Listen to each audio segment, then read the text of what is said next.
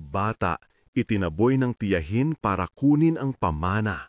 Lumaki, naging abogada at gumanti. Sa unang tunog, parang headline lang.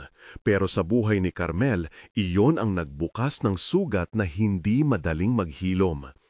Isang gabi, sa ilalim ng lamparang kumikislap sa sala ng lumang bahay, may naganap na bagay na magbubukas ng serye ng mga desisyon at sakripisyo. Isang maliit na bata ang tinulak palabas ng tahanan dahil daw siya raw ang dahilan kung bakit hindi mapupunta ang mana sa taong may karapatan.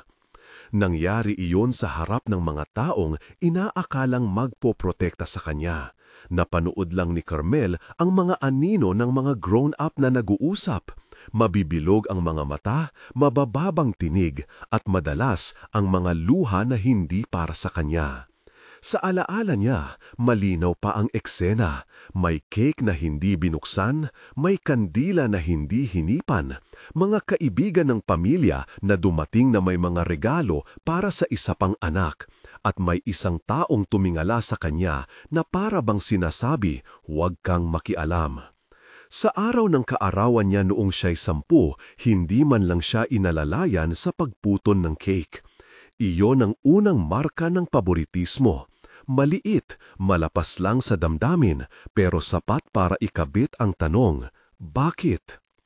Ang tiyahin, Clarissa ang pangalan ng babaeng may pulang kwelyo na laging may planong nakaayos sa bibig, ang madalas na dumudungaw sa likod ng pintuan.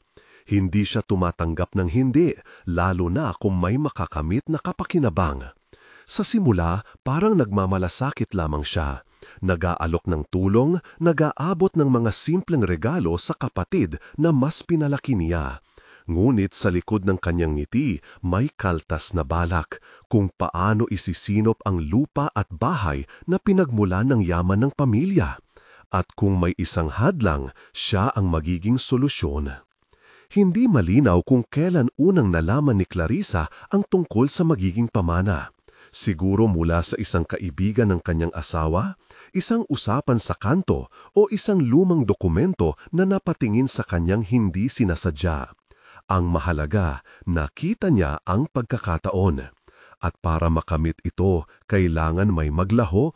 Ang pinakamadaling target, ang batang si Carmel. Tahimik, mahiyain at laging nasa likod habang pinapansin ang yabag ng mga may kapangyarihan. Hindi natin siya kailangan, bulong niya minsan sa ama ni Carmel, si Marvin na may mukha na puno ng hinanakit at pride. May mga pangungusap na hindi na kailangang lumutaw ng malakas para magdulot ng sakit. Sapat na ang tunog ng mga paa na umaalis sa sala na parang hindi kailanmang naroon ang isang maliit na puso. At dahil sa takot, dahil sa kahinaan, dahil sa dangal na mas pinahahalagahan tang itsura kesa anak, nagkusa si Marvin na sumunod sa mungkahi. Kung ang bata ang hadlang sa pamana, kailangan niyang mawala. Si Lola Maristela ang lumakad palapit kay Carmel noong gabing iyon. Mahinaan, ngunit may kuble ang pagod. Mga taon ng pagpapagod, paglalaga, pagtitimpi sa init ng pagkukunwari ng ibang tao. Hindi niya pinilit na magsalita ng maraming salita. Kinuha niya ang kamay ng apo at sa isang tingin na puno ng imbaka ng mga alaala, sinabi niya, "Halika, sa bahay ko muna." Sa loob ni Carmel, may lumabas na katanungan na matagal nang tumikim sa bibig. Sino ba talaga ako sa kanila? Bakit parang walang karapatan? Minsan, sa dilim ng gabi, boses niya'y naging maliit ngunit matinding pabulong. Bakit ako? Hindi sagot ang dumating, lamig at tahimik. Pagkahawak ng mga kamay ni na Lola, may isang maliit na init na nag-uumapaw, isang tahanan na hindi minsay nagtanong ng kapalit. Magaspang man ng salita, si Lola ang naging kanlungan ni Carmel. Sa bahay ni Lola, may punong mangga na halos mas matanda pa sa kanya at doon madalas ang mga kwentuhan ng lumang panahon, mga kwento ng pamilya, ng pag-ibig, ng mga pinakamatamis na tinapay na gawa sa pawis. Dito, unti-unting namulaklak ang katatagan ni Carmel. Nagkaroon siya ng isang malinaw na ideya, hindi siya basta-basta mawawala. At kahit nagtatago ang pighati sa bawat ngiti, natututo siyang tumubo. Ngunit ang mga sugat mula sa loob ng bahay ay hindi agad nawawala. Sa tuwing may bisita, may mga sulyap na sinasabi ang hindi nasabi ng malakas. Hindi kami iyan, hindi kami nag-aakalang bagay siya, hindi siya kabilang. Sa simbahan, sa baryo, sa tindahan, parang may invisible sign na nakakabit sa kanyang likuran. At ang mga sulyap na iyon ay parang mapurol na tinik. Isang araw, sumulpot ang krisis. Nabagsak si Lola sa sementadong sahig ng kusina. Hindi siya basta nabalian ng buto. Pagkabukas ng loob ng doktor, kailangan niya ng agarang operasyon. May kailangang maopera sa loob ng dibdib na magsisiguro na hindi lalala ang kondisyon niya. Tumakbo ang oras, may kinakailangang pera, tinatayang halos 70,000 piso.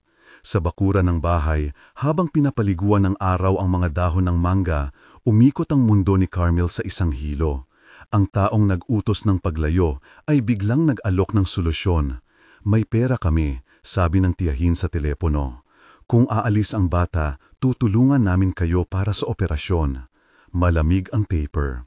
Iyong sandali, ang lungsod ng desisyon ay napakasakit. Para kay Carmel, parang sinukli ang pagkakaalis sa bahay, kapalit ang bukas na pinto ng ospital para sa pinakamamahal niyang nag-alaga sa kanya. Ang pangako ay parang matamis na trap. Sa una ay amoy rosas, pagkatapos ay nalalantad na may lubid na nakatali sa puso. Naari ng puso ni Carmel na iwan ang lahat, the house, the familiar, ngunit hindi niya nagawang kalimutan ang mga pinagsamahan nila ni Lola. Hindi siya bobo para pumili ng madaling paraan. Tumayo si Carmel sa gitna ng sala, tiningnan ang mga mata ni Lola at sa pinakatahimik niyang tinig, sinabi niya ang desisyon. Hindi kita iiwan. Hindi siya umalis. Ang tiyahin, sa galit at kawalan ng pasyensya, nagpaulan ng mga salita. Kakainin kita sa utang na loob mo. May mga pagbubulungan sa likod ng maririnig. May pera, bakit hindi natin gamitin? Hindi ba't kung wala siya, mas madali? At iyon ang huling patak. Ilabas nila si Carmel sa labas ng kanilang tahanan sa paraan ng pagtiyak na hindi ito pakontento ng pagtingin, di man lang nagpaalam. May mga kaluluwa na nagpapanggap na may puso, ngunit ang ginagawa ay tahasang pag-separate sa dugo. Hindi pa man ganap na lumamlam ang araw, nakaupo si Carmel sa sasakyan ng Tito Rodolfo, nagmamaneho papuntang bahay ng Lola. Bago bumukas ang pinto ng kotse, nagbalik ang boses ng tiyahin, parang kulisap sa likod ng pinto. Ipagpapatuloy namin ang proseso, huwag kang mag-alala. Hindi siya umiyak noon. May lamig na lumubog sa puso niya na parang yelo. Ngunit sa mga susunod na araw ay nagsimulang mag-ikot ang mundo ni Carmel na hindi niya inaasahan dahil habang may napuputol, may nagsisimulang tumubo. Nagpratrabaho siya ngayon ng maaga at gabi. Nagsimula sa maliit, nagbenta siya ng mga gulay sa palengke tuwing linggo. Tumulong sa sari-sari ni Lola at nag-volunteer sa simbahan para sa mga programang panlipunan. Hindi siya tumigil sa pag-aaral. Sa bawat araw, may kaunting kinikita. Sa bawat gabi, may sinasabing pangako sa sarili. Itatayo ko ang sarili kong katibayan. Sa isang taon, may nangyari. Napansin siya ng isang manager sa maliit na kumpanya kung saan siya nag-a-apply ng data entry. May sipag ka, sabi nito, may tiyaga. Hindi naglaon, na-promote siya. Hindi bigla, kundi dahil sa pagsisikap. Mula sa pagiging sekretary, nagsimulang lumipat siya sa marketing. Sa opisina, binigyan siya ng oportunidad na magsulat ng mga nakakakilig na sulat pagbubida para sa lokal na produkto. Gumawa siya ng mga promosyon na tumatak sa mga tao. Nagpaikli siya ng oras upang mag-aral ng gabi, mga librong legal na nahahawakan niya sa pagitan ng pag-check ng emails at pag-iinit ng kape. Hindi niya inisip noon na magiging abogada siya, pero habang tumatagal, lumitaw ang hanggaran, hindi lang para sabihin na nagtagumpay, kundi para magkaroon ng kakayahang ipagtanggol ang mga taong tulad niya, mga inabandonado, mga pinalagan, mga tinaboy. Dumating si Rico sa kanyang buhay nang hindi inaasahan. Siya ay may kaunting taas, may tanong sa mata at may tiwala sa sinuman. Siya ang manager na unang nagbigay ng maliit na scholarship para sa training na pinunta ni Carmel. Siya ang naglaan ng oras para turuan si Carmel ng basics ng business writing at paminsan-minsan sa public speaking. Ang ganda mo magsalita, sabi ni Rico minsan sa kafe pagkatapos ng training. Gamitin mo yon. Sa mga sandaling iyon, tila may nag-umpisang mag-spark sa loob ni Carmel. May taong naglalagay ng paningin sa kanyang potensyal, hindi sa kanyang pagkabata na puno ng takot. Habang umaakyat siya sa corporate ladder, unang assistant, pagkatapos supervisor, nag-ipon siya ng matiyaga. Habang sabay niyang pinapasan ang trabaho at pag-aaral, napadikit ang ideya ng paglilipat ng landas, magiging abogado. Hindi dahil galit siya, hindi para maghigante sa turuang naging dahilan ng paglayo. Ngunit dahil nakita niya ang maraming pusong napahamak dahil sa walang boses at walang akses sa hustisya. Nakita niya ang lola na may pangarap na hindi na natupad. Nakita niya ang mga bata sa barangay na parang nagiging kaluluwa ng mga desisyon ng mas malalaki. At may isang maliit na tinig sa loob niya na nagsabing, kapag may paraan, dapat gamitin ito. Sa mga gabing puro ilaw ng lampara ang kasama, nag-aaral siya ng batas sa murang kursong paralegal na inaalok ng isang community college. Nagbabasa siya ng mga aralin tungkol sa karapatan, sa pag-aari, sa mga simpleng prinsipyo na magbibigay ng boses sa mahihina. Hindi niya kailangan ang lahat ng termino ng sabay-sabay. Unti-unti, sinakyan niya ang landas na iyon. Si Rico ang naging tulay. Pinayuhan siya, pinagkunan siya ng mga dokumento para sa case studies at inihatid siya sa mga seminar na nagbukas ng pinto sa mas malalim na kaalaman. Magandang gamitin ang galit bilang gasolina, biro ni Rico minsan, pero huwag hayaang kontrolin ka nito. Napapaisip si Carmel, paano hahantong ang galit sa hustisya? Hindi naglaon, isang kakaibang impormasyon ang lumutang mula sa lumang sulok ng tahanan. Sa isang gabi na may monsoon-like rain, naglilinis ng bodega si Lola nang may nakita siyang unang tala. Isang lumang sobre na puno ng sulat at lumang resibo, at ang pabalat nito ay may palatandaan ng pangalang hindi si Carmel ang unang tinutukoy. Ang puso ni Lola ay kumulog ng bigla, parang may piraso ng nakaraan na gusto nang magsalita. "Anong nakuha mo dyan, inay?" tanong ni Carmel, lumalapit. Hindi agad sumagot si Lola. Siya ang laging may sagot, ngulit tila nag-aalangan ngayon. Sa huling sandali ng gabi, binuksan ni Lola ang sobre at nagbasa ng malakas, ngunit may pahawakan.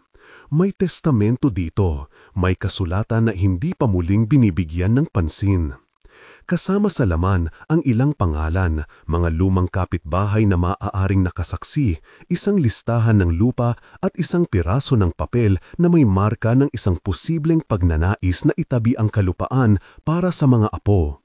Ngulit may kulang, may tao sa gitna ng kasulatan na tila napalitan ng iba.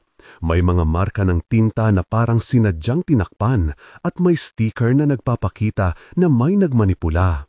Nang tumigil si Lola sa pagbabasa, nakita ni Carmel ang pagkabigla sa mukha nito.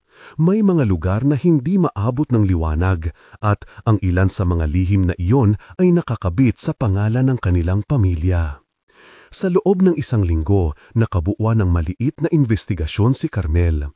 Hindi siya tumigil sa pagtatanong sa mga kapitbahay, sa pagtanim ng mga bagong tanong sa lola ng mga kakilala, sa paghingi ng kwento mula sa mga taong tila hindi handang magsalita noon. May mga pahiwatig na ang tiyahin ay may ginawang pag-aayos, mga papeles na lumilitaw sa oras na may kailangang baguhin, isang testigo na biglang nagbago ng pagkaalala dahil sa pressure, at isang hindi klarong signatory na maaring nag-iba dahil sa maling pakikisama. Nang tumigil si Lola sa pagbabasa, nakita ni Carmel ang pagkabigla sa mukha nito. May mga lugar na hindi maabot ng liwanag at ang ilan sa mga lihim na iyon ay nakakabit sa pangalan ng kanilang pamilya. Sa loob ng 1 linggo, nakabuo ng maliit na investigasyon si Carmel. Hindi siya tumigil sa pagtatanong sa mga kapitbahay, sa pagtanim ng mga bagong tanong sa lola ng mga kakilala, sa paghingi ng kwento mula sa mga taong tila hindi handang magsalita noon. May mga pahiwatig na ang tiyahin ay may ginawang pag-aayos, mga papeles na lumilitaw sa oras na may kailangang baguhin. Isang testigo na biglang nagbago ng pagkaalala dahil sa pressure at isang hindi klarong signatory na maaring nag-iba dahil sa maling pakikisama. Ang mga detalye ay hindi kompleto, ngunit sapat para magising ang damdamin ni Carmel. Hindi ito simpleng away ng pamilya. Ito ay isang planong dinala ng pagnanasa at pangangalakal ng danggal. Habang nagpapatuloy ang kanyang trabaho, nag-iipon siya ng impormasyong labo-labo, mga lumang larawan na may nakasulat na pangalan sa likod, mga letterhead na mukhang naputol, at isang lumang talaan sa barangay na naglalaman ng plaka at sukat ng lupa. Sa bawat piraso, parang may puzzle na nabubuo. At habang binabasa niya ang mga lumang listahan, dumating ang tanong na gumigiling sa kanyang isipan. Sino ang tunay na may karapatan? Sino ang nagtatag ng pag-aari? At sino ang kumukontrol ng kwento ng kanilang pamilya? Doon, sa gitna ng kanyang pag-aaral at trabaho, may dumating na paanyaya. Ang barangay ng kanilang lumang baryo ay may meeting tungkol sa paglilinis ng titulo ng lupa dahil may hindi pagkakaintindihan na nag-ugat sa papeles. Si Carmel, sa una, ay hindi pinayuhan. Ngunit paglipas ng araw, naisip niya, kung hindi siya sasama, baka ang usapan ay mapunta sa iisang boses lamang. Kailangan niyang ilagay ang sarili niya sa mesa. Kailangan niyang malaman ang mga dokumento ng pamilya, hindi dahil sa kayamanan, kundi dahil sa karapatan. Sa unang pagkakataon, naaalala niya ang mga salita ni Lola. Hindi ka basta-basta mawawala dahil ganoon lang sila magsalita. At doon, may nagbukas na matalinang determinasyon.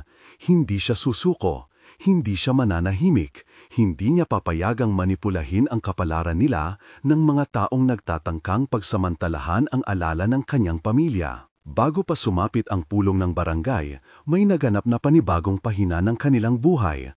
Isang mensahe sa lumang phone ni Carmel mula sa isang numero na hindi niya matandaan. May impormasyon kami, may testamento na hindi na ipakita, magkita tayo sa kape sa Sabado. Walang pangalan, ngulit sapat iyon. May taong naghahain ng mga piraso ng katotohanan, may pahiwatig ng pag-asa. Sa isang gabing may hangin, naglakad si Carmel papunta sa maliit na karinderya kung saan magsisipag-usap ang dalawang tao. Ang lugar ay puno ng kwento, mga taong nagbubukas ng mga panis na alaala upang gawing bagong pangako. Sa kusina ng karinderya, may isang matandang kapitbahay na naglilingkod ng kape. Siya ang unang nagbigay ng pangalan ng isang natatagong testigo, isang dating kasambahay na nakakita ng isang sulat na tila haka-haka lamang noon. Nakita ko yung kapel, hunghit ng matanda, dinala sa bahay noon, akala ko normal lang. Ngunit ang siya'y nag-iba-ibang emosyon. Sabi nila may bahagyang tinta na naiba, sabi nila may nagbayan para palitan ang pangalan. Lumapas ang ilang araw at unti-unti may mga taong nagsimulang magsalita. May isang tindera na nagsabing may nakita siyang pirma na kakaiba, may isang dating kapitbahay na lumingon at nanginig nang sabihin ang isang napakalakas na linya. May nagbayad ng malaki para lang itaboy ang bata. Sa dami ng impormasyong iyon, naging malinaw kay Carmel ng pattern. May nagbabayad ng pera para sa katahimikan. May nag-aalok ng alok sa tabi ng siraan. Lumipas ang buwan at habang lumalalim ang pag-aanalisa, nariyan din ang pag-aayos ng sariling buhay ni Carmel. Nag-ipon siya ng konting pera para sa tuition. Nag-apply siya sa isang paralegal training at sa bawat hakbang napapalibutan siya ng suporta ni Lola at Tito Rodolfo. Si Elisa, ang kapatid na noon ay tila laging nasa tabi ng tiyahin, ay napunta sa ibang bansa at tila lumayo sa drama ng pamilya. May pagkabahala ang pagitan nila. Sa ilang pagkakataon, si Elisa ay nagpakita ng pag-aatubili na hindi niya alam kung paano harapin. Ngunit sa puso ni Carmel ay may lugar para sa pagkakasundo. Hindi lahat ng sugat kailangang magtapos sa pagnanakit. Habang nagpapatuloy ang paghahanda, may natagpo ang bagong piraso si Carmel sa isang lumang baol. Isang listahan na may pangalan ng isang tao na hindi nakakwalify noon bilang tagapagmana, subalit may pulang tinta na nagsasabing para sa mga apo. Ang tinta ay malabo, ngunit sapat para tanungin muli, sino ang may pabor na ito? Sino ang nagbubuo ng kwento? Sa ilalim ng lampara, napawi ang pagod. Nagkaroon ng kakaibang pagnanais na hindi lamang maprotektahan ang sarili, kundi itayo ang boses ng mga hindi marunong magtanong. Sa huling araw ng bahagi na iyon ng buhay niya, tumayo si Carmel sa harap ng salamin. Nakita niya ang babaeng hindi nanghihina. Sa kanyang mata may apoy, sa kanyang bibig may isang pangakong hindi biro. Hindi ko gagawin itong tungkol sa paghihigante. Gagawin ko ito para sa hustisya. At habang pumipintig ang dugo sa kanyang mga ugat, naramdaman niya na ang daan ay sisimulan. Ngunit, bago niya tuluyang isampa ang kanyang unang hakbang, may isa pang lihim na lumutang. Isang pangalan sa isang dokumento na maaaring baguhin ang lahat. May isang testamento na hindi pa rin malinaw. May marka ng tinta na kailangang linawin. Ang susunod na hakbang ay magtatagda ng tono. Maghahanap siya ng legal na paraan, mag-iipon ng ebidensya, at maghahanap ng mga taong matibay ang salita. At higit sa lahat, maghahanda siya na harapin ang tiyahin.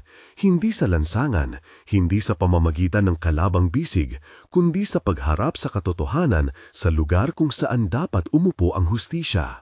Sa pagbubukas ng pinto ng susunod na yugto, hawak ni Carmel ang lumang sobre na unang nakita ng lola.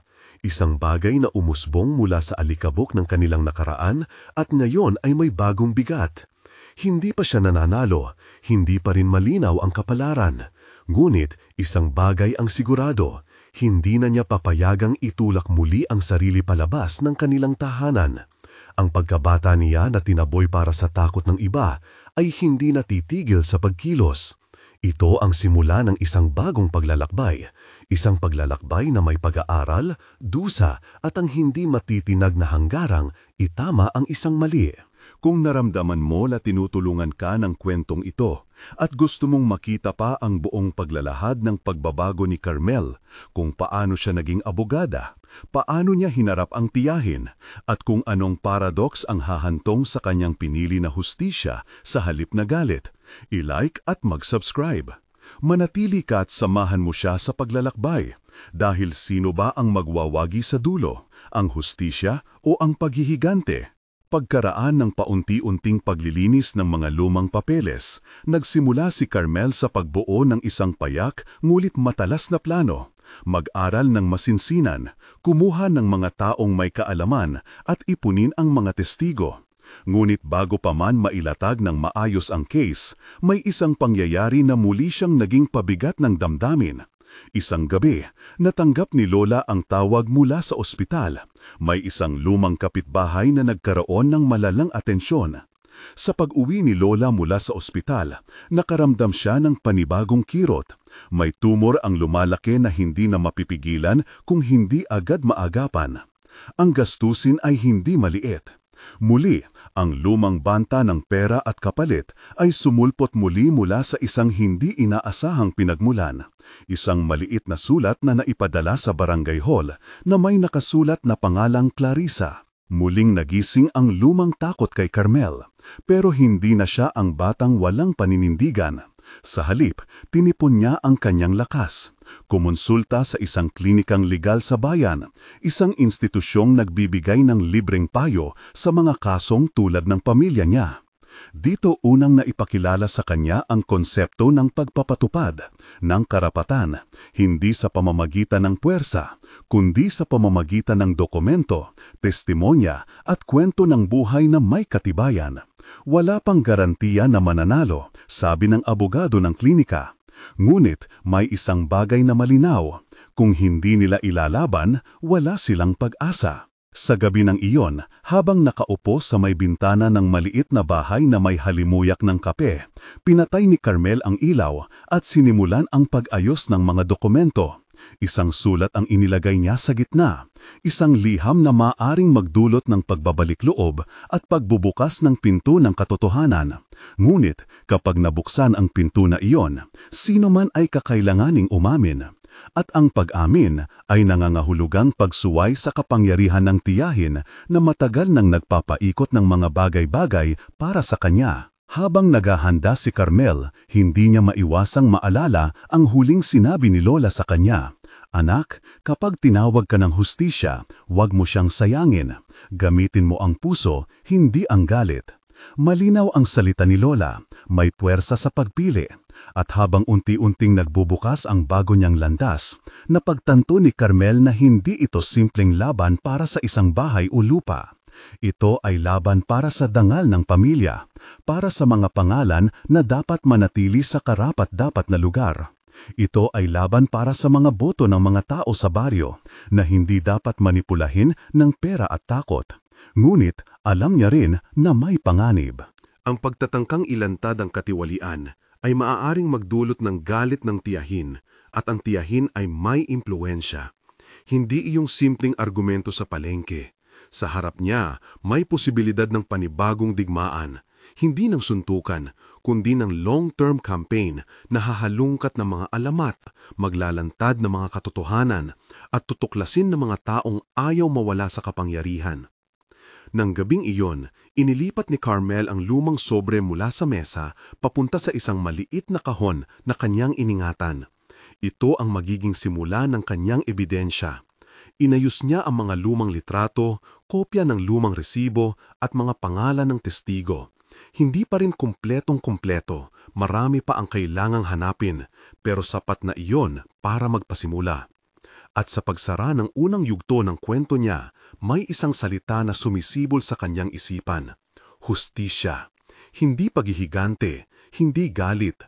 Hustisya. Malinaw, mabigat at marangal sa kanyang bibig.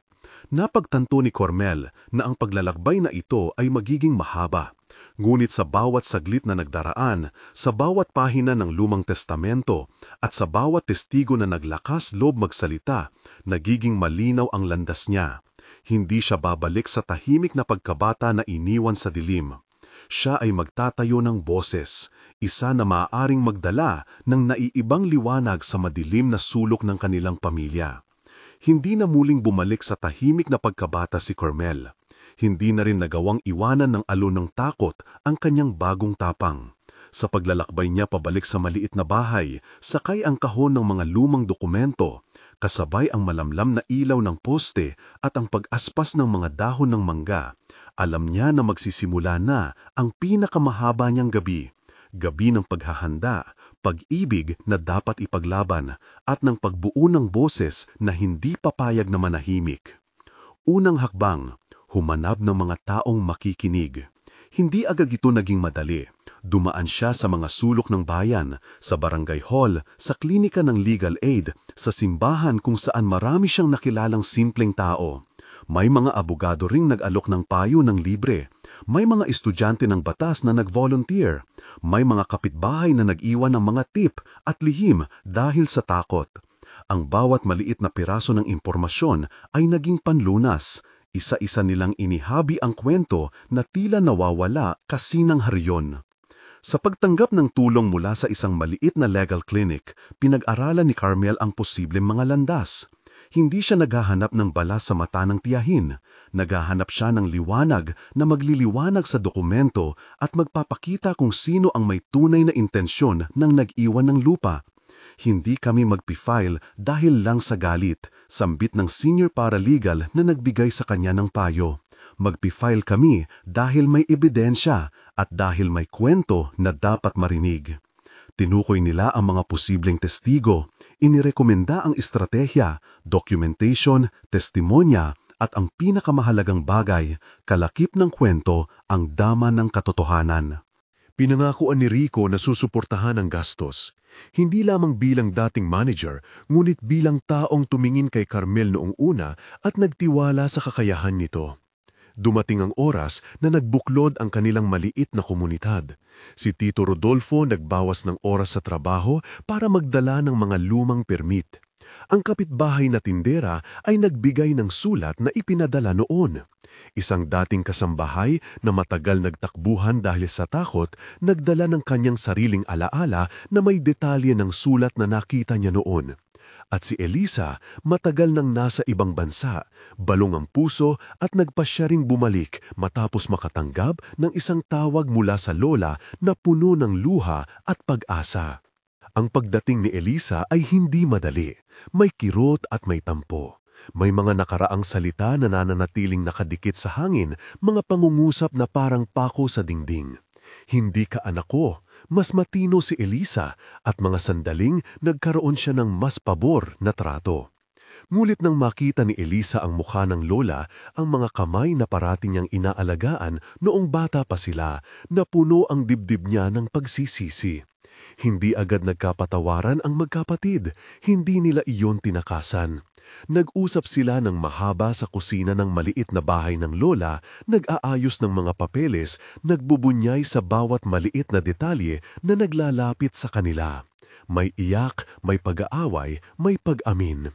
Pinili ni Elisa na tumulong hindi dahil sa kaginhawaan ng pananatili sa mana, kundi dahil sa bigat ng konsyensya at dahil sa pagmamahal sa lola na naging tahanan niya rin sa oras ng pangangailangan. Sa kabilang banda, unti-unting naliwanag kung paano gumalaw ang tiyahin. Hindi ito kwento ng malakihang krimen. Ito ay kwento ng maliit na kagat sa danggal, ng mga lihim na pirma at paggalaw ng papel na may sinadyang pagkukulang, ng pagdulog sa mga taong madaling mapasunod dahil sa takot o pera. May lumang liham na naipaksakmal, may resibo na naglaho at may testigo na binayaran sa katahimikan. Ngunit higit sa lahat, may motive, ang kalakasan ng hangarin na bilhin ang respeto at ang ari-arian ng pamilya para sa sarili at para sa nasasabing mas karapat-dapat na tagapagmana. Hindi nagtagal, nagsimula ang opisyal na pag-iimbestigahan. Dito, hindi namin ipapaliwanag ang mga technical na proseso. Sapat na sabihin na nag-file ang klinika ng kahilingan para malaman ang lumang testamento at para humingi ng formal na pagdinig. Ang mahalaga ay ang lakas na bumuo ng kwento at ang determinasyong ibinuhos ni Carmel sa kanyang paghahanda. Nagtipon siya ng mga lumang larawan na may maliliit na sulat sa likod, ng mga pamatid sigarilyo na naging saksi sa pag-uusap at ng mga dokumentong naitago ng tiyahin. Nag-coordinate sila ng mga testigo, mga dating kapitbahay, ang barbero, ang lalaking may tindang kape na may casual na pagkakaalala na noon ay may dumaan at nagbigay ng plastik na kahon na naglalaman ng papeles. Isang gabi, habang nag-aayos ng pile ng kopya sa kusina, umupo si Carmel at tinanong ang sarili sa katahimikan. Ano ang pinakahingihingin ko? Ang buong lupa o ang katotohanan? Sandali ng pagninilay. Muli na naman ang tinig ni Lola sa alaala. Gamitin mo ang puso, hindi ang galit. Nagdilat ang mata ni Carmel. Desisyon niya noon ay hindi kailanman magiging abo ng paghihigante. Nais niyang ituwid ang mali at ibalik ang danggal, hindi nga lamang para sa sarili, kundi para sa mga susunod na henerasyon. May panahon ding dumating na kailangang patunayan ang pagkakakilanlan. Hindi ito naging tanong ng teknikalidad lamang. Ito ay tanong na pinupuno ng emosyon.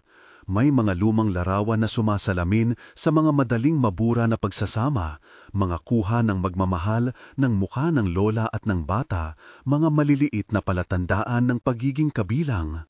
Nagpunta sila sa isang maliit na sentro kung saan ginawa ang genealogical research, nagpaskan ng maliliit na dokumento at ipinadala ang isang liham sa isang kumpanya na may kopya ng posibleng testamento. Hindi sila nagmamadali. Alam nila na ang pasensya ay bahagi ng batas, tulad ng tiyaga ay bahagi ng buhay. Sa kabilang banda, iba rin ang ginawa ng tihin. Naramdaman niyang nanganganib ang kanyang plano. Tumigil siya sa mga tahimik na pamamaraang ginawa noon at nagsimulang magpadala ng mga maliliit na babala, mga text na may halong pangungutya, mga sulat na nagdududa sa pagkakakompetente ni Carmel at gayon din may mga taong dati niyang pinapayagan na magsalita na biglang umatras. Lumitaw ang realidad, ang kapangyarihan ng pera at impluensya ay may bigat sa baryo. Ngunit, unti-unti ring sumulpot ang kabaliktaran, mga taong natuto ng magsalita ng may tapang dahil nakita nila sa mata ni Carmel ang determinasyon. Tila bang sinisingil ng bayan ang kabihasan ng pagkahalinhinan, pinalitan ang takot ng pag-asa at naging maingay ang mga labi ng mga saksi. Isang buwan bago ang inaasahang paglilitis o pagdinig, hindi natin tatawagin ito na court verdict sa teknikal na kataga, nagkaroon ng maliit na tuklas sa isang lumang aklatan. Isang piraso ng papel ang napansin ni Elisa, isang sulat mula sa lumang best friend ng yumaong testator na nagsasabing may lihim na pagnanais na ang lupa ay maging para sa mga apo. May tala ng pangalan na maaaring patunayan ang intensyon. Ngunit may isa pang piraso, mga resibo na tilang pinalitan ang mga pahina at napawalang saysay ang orihinal na pagkakasaysay. Ito ang pagkakataon ni Carmel. Hindi niya alam kung kukunin nila ito bilang ebidensya o hindi, ngulit alam niyang sapat na ito para kilalanin ang isang pattern ng manipulasyon, isang pattern na palihim na inilatag ng tihin. Habang dumadami ang ebidensya, dumami rin ang emosyon. May araw na banal ang katahimikan sa tahanan.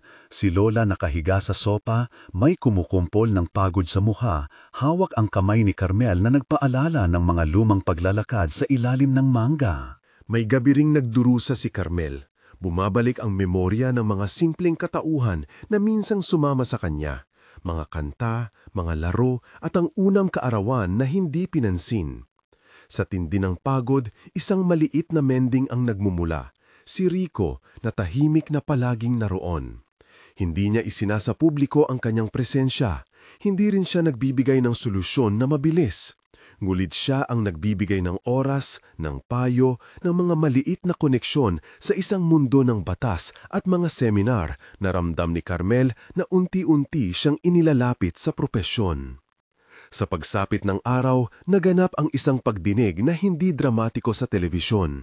Hindi rin ito eksena ng labanan na puno ng sigaw. Ito ay isang mahinahong pag-uusap sa harap ng tagapamagitan at ilang opisyal ng bayan. Isang pagkakataon para sa parehong panig na ilahad ang mga dalisay nilang pahayag at mga dokumentong hawak. Sa silid, naroon ang tiyahin, nakaayos, marangal ang tindig at may mga mata na may tawag na karapat-dapat. Naroon din si Lola, si Tito Rodolfo, si Elisa at si Carmel, hindi bilang bata kundi bilang isang babaeng may hawak ng argumento at katibayan. Ang pinakamabisang sandali ay nang tumayo si Carmel at dahan-dahang kumuha ng boses. Hindi siya naging emosyonal na nagbubuhos ng luha upang magpabigat. Hindi rin siya nagbato ng salitang pampatay. Nangyari ang kabaliktaran. Tumanaw siya ng katahimikan, nag-isip ng sandali at nagbigay ng pahayag na malinaw, maiksi at punong-puno ng katotohanan. Hindi ito tungkol sa lupa, wika niya. Ito ay tungkol sa mga pangako na ginawa noon at sa dangal ng aming pamilya. Kung ang pagsasaayos ng dokumento ay isang paraan para takpan ng katotohanan, hindi ko papayagan iyon. May mapurol man ng ngiti ang tiyahin, may kapritso man na mukha, hindi ito nakapagpigil sa mga saksi na magsalita. Isa-isang nagbigay ng testimonyo ang mga katabing bayan, mga taong dati ay natakot ngunit ngayon ay may tapang. Ang barbero na nagkwento kung paano may nagbigay ng maliit na suhol para magbago ng kwento. Ang tindera nagsabi na may nakita siyang pirma na kakaiba. Ang dating kasambahay na naglakas loob na nagsabi na may sulat na napunta sa kamay niya at hindi niya ito na ipamahagi noon dahil sa takot. Ang bawat testimonyo ay parang piraso sa puzzle. Hindi ito perpekto. May mga pagdududa, may mga detalye na hindi sumasakto, ngunit may iisang linaw na lumilitaw, isang pattern ng manipulasyon. Sa kabilang banda, pinatotohanan ng tiyahin ang kanyang mga argumento. May mga claims siya na ang testamento ay may ambigwidad. May mga pirma na tanggal ang petsa, may mga taong nagsabing hindi nila maalala ang tunay na detalye. Nagpakita siya ng ilang dokumento kung saan ipinapakita na sa kanyang panig may mga papeles na lumalabas na tila totoo. Ito ang mahirap na bahagi ng kwento. Hindi ito isang laban sa itim at puti. Maraming may pinaghalong kulay. Isang sandali ng katahimikan ang sumunod. Ang tagapamagitan ay humarap sa papel, nagbasa at nag-ayos ng mga tanong. Pero bago pa man umabot ang opisyal na desisyon, isang bagay ang biglang nagbago ng daloy ng hangin. Isang lumang tinidor ng bahay ni Lola na may pakulo ng mga inisyales. Isang maliit na pirma sa gilid ng resibo na hindi tugma ang tinta sa iba pang bahagi. Ang isang eksperto na tinawag ng legal clinic hindi para magbigay ng partikular na legal advice sa publiko, ngunit upang magbigay ng opinyon hinggil sa dokumento ng orkestrasyon, ay nagsabi ng may pag-aatubili. May indikasyon ng pagkakaiba ng tinta at posibleng pag-edit ng dokumento. Hindi ito hatol, hindi rin ito garantiyang mananalo. Ngunit ito ay espasyo ng pag-asa. Sa susunod na mga linggo, nagpatuloy ang proseso. Nagkaroon ng mas formal na pagdinig na pinangunahan ng isang mediator at ilang lokal na opisyal. Sa mga mahahabang oras ng pag-uusap, nagmukhang nauubos ang tiyahin. Hindi dahil sa talunan, kundi dahil sa bigat ng mga ebidensya. May pagkakataon na siya ay napaiyak. Hindi dramatiko ang pag-iyak, simple at taong-tao. Dito lumilitaw ang kanyang tao, isang babae na may layering ng sakit at pagkukulang, ng pride at kawalan ng kakayahan para harapin ang kahinaan. May araw na lumapit siya kay Carmel nang walang ibang tao. Sila ay nagtagpo sa ilalim ng lumang mangga, parang pagnanais na bumalik sa dati sa isang lugar na hindi pa nasasapawan ng mga papeles. Hindi mo kailangang pumatay ang pangalan ko, bulong ng tiyahin. Hindi ako masama noon. Ginawa ko lang ang kailangan ko para protektahan ang pamilya. Mas malalim ang kanyang tinig kesa dati, may tila halong kahinaan. Hindi agad sumagot si Carmel. Sa halip, tumingin lamang siya sa mga kamay ng tiyahin, mga kamay na dati ring humawak ng pan-corer ng tinapay at ngayon ay nanginginig dahil sa conflict. Hindi ako ang may hatol sa iyo, sagot ni Carmel ng dahan-dahan. May kwento ka ring dapat marinig at may pananagutan ka sa mga nagawa. Hindi ko binabaliwala ang sakit mo. Ngayon, kailangan lang natin ng katotohanan. Hindi iyong sagot ng kalupitan, hindi iyong boses ng paghihigante. Ito ay mabigat na paghingi ng responsibilidad. Nagpatuloy ang proseso. May pagkakataon ding inalok ang isang settlement, isang malambot na paraan para tapusin ang usapin. Sa isang maliit na silid, may nag-usap ang magkabilang panig, ang tiyahin, ang legal clinic at ang pamilya. Dinadagdag ng abogado ng tiyahin ang kanyang pangalan sa dokumento. Nag-alok siya ng isang compromise. Hindi niya ilalabas ang buong detalye ng kanyang pag-aari, ngunit handa siyang magbigay ng maayos na suporta sa lola at magbigay ng formal na paghingi ng tawad. Ang proposisyon ay nakaugnay sa pag-amin, hindi isang desisyon para palayasin o manalo. Ito ay desisyon ng kung ano ang tatawaging hustisya para sa pamilya at para sa mga tao sa baryo. Doon nasubok ang pinakamalalim na paninindigan ni Carmel. May mga tumatawag sa kanya sa gabi, "Ibalik mo lahat, huwag ka na magpapadala sa kanila, huwag kang papayag." At may mga nagsasabing, "Patawarin mo. Buhay ay mas mahalaga kaysa lupa." Sa kalagitnaan ng ingay, nakita ni Carmel ang mukha ni Lola. Kahit napagod, nakangiti pa rin. Nakita niya si Elisa na may luha sa mata dahil sa bigat ng nakaraan. Nakita din niya ang tiyahin na tila unti-unting kumukupas ang harap na kumikislap ng karangalan. Si Rico naman, tahimik. Siya'y nag-aalok lamang ng isang tingin na puno ng pag-unawa. Inisip ni Carmel kung ano ang ibig sabihin ng hustisya. Hindi ba ito dapat magdala ng kalinawan at pag-ayos, hindi paghihigante? Hindi ba dapat itong magturo ng leksyon nang hindi binabaklob ng pagdurusa? Sa isang sandali ng katahimikan, tinanong niya ang sarili. Kung panalo ako sa hatol, ano ang gagawin ko sa panalo? Para kanino ito? Ano ang magiging epekto nito sa Lola, sa Elisa, sa bayan? Dahil dito, ang kanyang desisyon ay naging kakaiba sa maraming inaasahan. Hindi siya naghangad ng busal ng paghihigante. Pinili niya ang paraang nagbibigay halaga sa pag-ayos at pagpapatuloy. Humiling siya ng isang formal na public apology mula sa tiyahin, ng isang pag-aayos na magbabayad sa mga nakaraang pinsala hindi bilang pagpapastos ng luho kundi para sa pangangailangan ni Lola at para sa mga serbisyong legal para sa komunidad. At ng isang commitment na ang ilang bahagi ng ari-arian ay magagamit para sa isang educational fund na susuporta sa mga bata na naabandona o hindi nabibigyan ng pantay na oportunidad. Ang proposisyon ay hindi perpekto. Marami ang nagulat, ilan ang nainis. Ngulit may isang bagay na malinaw. Hindi na ito pag-aagawan ng lupa lamang. Ito ay usapin ng pagbibigay ng pagkakataon at ng pag-aayos ng mga sugat. Ang tiyahin sa una tumanggi. Ngulit nang makita niya ang mga dokumento at ang dami ng testimonya, napilitan siyang mag-isip. Sa huli, pinili rin niya ang pag-amin, hindi dahil siya ay naglihim ng magnanakaw, kundi dahil ramdam niya ang bigat ng tinahak niya at dahil na rin sa pagod at sa mata ng mga taong ginulo niya. Hindi lahat ng bagay ay inilipat agad. May mga negosyasyon na humaba ng araw at gabi. May mga detalye na kailangang linawin. Ngulit sa huli, nagkaroon ng isang settlement na, pilit man, ngunit may katarungan at may layuning magbigay ng repara. May formal na sulat ng paghingi ng tawad mula sa tiyahin na isinulat sa harap ng opisyal ng barangay.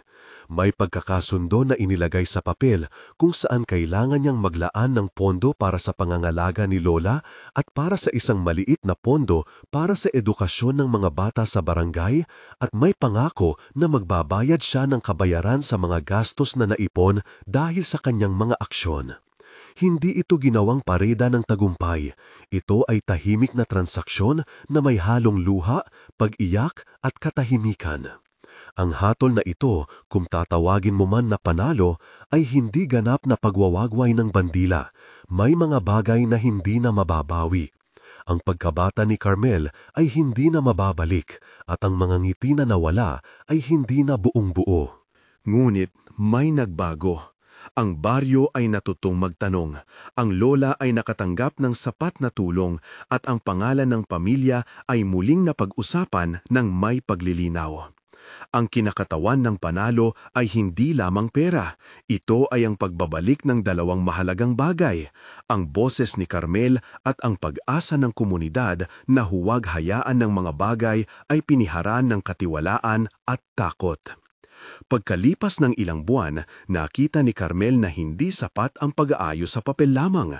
Nakita niya ang maraming bata sa barangay na umaasa at walang akses sa legal na tulong. Kaya't sinimulan niya ang hakbang na noon pa man ang kanyang pinapangarap. Nagsimula siyang maglaan ng oras upang magbigay ng libreng konsultasyon sa barangay. Nagturo sa mga kabataan tungkol sa karapatan at nagsimulang magbuo ng maliit na legal clinic na pinamumunuan ng mga volunteer, mga estudyante ng batas na tumulong at mga abogadong may malasakit. Hindi pa siya abogado noong mga panahong iyon. Nagsimula siya bilang paralegal at tagapagsanay, ngunit ang kanyang karakter at determinasyon ang humantong sa kanya sa mas malaking landas. Hindi nagtagal, nakapasa siya ng formal na kinakailangan upang maging abogado. Hindi siya nagmadali. Pinili niyang mag-aral ng masinsinan at ipagpatuloy ang kanyang trabaho kasama ang pag-aalaga kay Lola at pag-aayos sa pamilya. May mga sandaling napagod siya, may gabi ring hindi siya nakakatulog. Pero sa bawat maliit na tagumpay, isang bata na nakatanggap ng scholarship mula sa kanilang pondo, isang pamilya na nagkaroon ng maayos na kasunduan, nararamdaman niya ang tamis ng pagpupunyagi. Noong unang pagkakataon na tumayo siya sa harap ng isang silid ng klase, hindi bilang estudyante lang, kundi bilang isang tagapagsalita ng komunidad, ramdam niya ang isang kakaibang kabuuan. Naaalala niya ang batang tinaboy, naaalala niya ang kandilang hindi kinitil, naaalala niya ang mga gabi sa ilalim ng mangga kasama si Lola, at sa kanyang mga salita, hindi niya hinayaan na maghari ang galit. Ipinakita niya kung paano ang karanasan ng pagkadapa ay maaaring maging sanhi ng pagtayo at paglilingkod sa iba. May araw ding muling nagbalik ang tiyahin sa kanilang harapan. Hindi na bilang taong nagtatangkang magkontrol, kundi bilang isang babae na may halong kahiyan at pasasalamat sa bagong hugis ng kanilang pagkakasundo. Ang kanilang pag-uusap ay maingat at may mga hangganan. Nagkaroon sila ng mga sandaling humilom ang loob, hindi dahil sa pagwawalang bahala, kundi dahil sa totoanang pag-amin at paghingi ng tawad. Si Elisa ay tumutulang na bilang tulay upang mas maayos ang usapan. Bagamang hindi na mabubuo ang dati nilang samahan, nagkaroon man ng bagong uri ng respeto, isang pagpapaalala na ang pamilya ay hindi laging nangangahulugang hayaan ang kasalanan na maghari. Sa loob ng maraming taon, lumago ang maliit na proyekto ni Carmel. Mula sa isang maliit na talakayan sa barangay, naging isang organisasyon na tumutulong sa mga kabataan at sa mga katutubong pamilya na nangangailangan ng tulong. Naging abogado si Carmel, hindi para maghigante, kundi upang magbigay ng boses sa mga walang boses. Nagtayo siya ng fund para sa mga emergency medical needs at bahagi ng estate na napagkasunduan ay ginamit upang suportahan ang programang ito.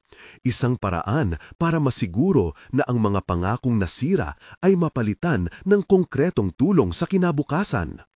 At sa isang huling tagpo, muling bumalik si Carmel sa ilalim ng lumang mangga. Kasama niya ang lola, mas payat na ngulit mas mapayapa.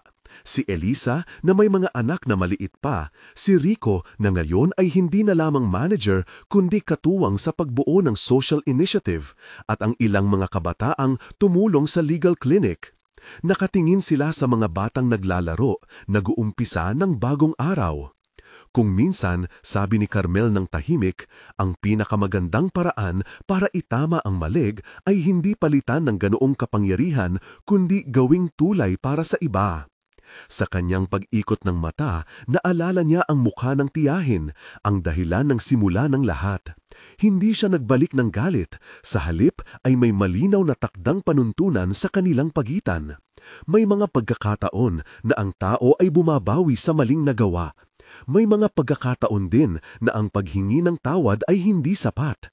Ngunit may ibang anyo ng hustisya, ang pagkilos na magdulot ng pagbabago at pag-asa para sa iba. Makalipas ang ilang taon, may isang pagkakataon na dumating sa kanya ang bata na dating itinaboy. Ito ay hindi na siya, lumaki na siya bilang isang binatang may malasakit at may pangarap na maging guro. Miss Carmel, sambit niya. Nung bata ako, iniwan ako nila. Pero dahil sa ginawa nyo, may pagkakataon na ako ngayon. Nakatapos ako ng eskwela dahil may scholarship mula sa inyong fund. Tumambad sa mukha ni Carmel ang luha. Hindi ito ng paghihigante, ito ay ng galak. Sa huli, ang kwento ni Carmel ay hindi kwento ng magandang hukom na laging nagwawagi o ng masamang tiyahin na laging naglalakad sa dilim. Ito ay kwento ng isang batang itinaboy dahil sa hanggaran ng iba na tumubo at naging malakas dahil sa pag-ibig ng isang lola at sa kanyang sariling pagpupunyagi. Ito ay kwento ng pagpili, piliin ang hustisya kesa ang paghihigante, piliin ang pag-ayos kesa ang pagkawasak. Ito ay kwento na nagtatanong sa atin ng isang simpleng bagay. Ano ang pipiliin natin kung tayo ang nasa lugar ni Carmel? Kung may aral na dala ng buhay niya, iyon ay hindi nakatali sa mga dokumento o titulo ng lupa. Nakaukit ito sa mga mata ng tao, sa mga bata na nabigyan ng pagkakataon at sa mga pusong natutong sabihin ng totoo kahit masakit. At sa bawat pagkakataon na may anak na tinaboy at may tiyahin na nagplano ng sarili nitong kapakanan, may boses na maaaring tumindig, isang boses na hindi magdudulot ng karahasan kundi ng pagliligtas sa pamamagitan ng batas kasama ang pag-ibig at dignidad.